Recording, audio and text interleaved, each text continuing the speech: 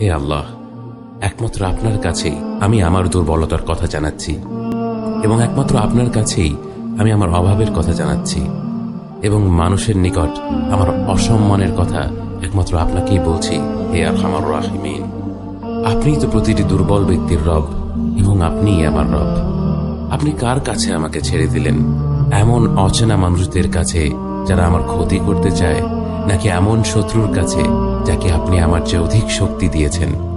হে আল্লাহ, যদি আপনি আমার উপর রাগ না করে থাকেন তাহলে এর কিছুতে আমার কিছু আসে যায় না, কিন্তু আপনার আশ্রয় পেলে আমার পরিস্থিতি আরেকটু সহনীয় হবে।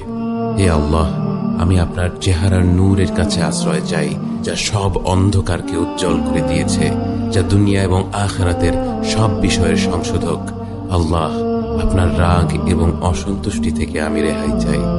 আল্লাহ, এ সব কাজই শুধু আপনাকে খুশি করার জন্য করা, এবং আপনি ছাড়া কোনো শক্তি নেই, কোনো ক্ষমতা নেই।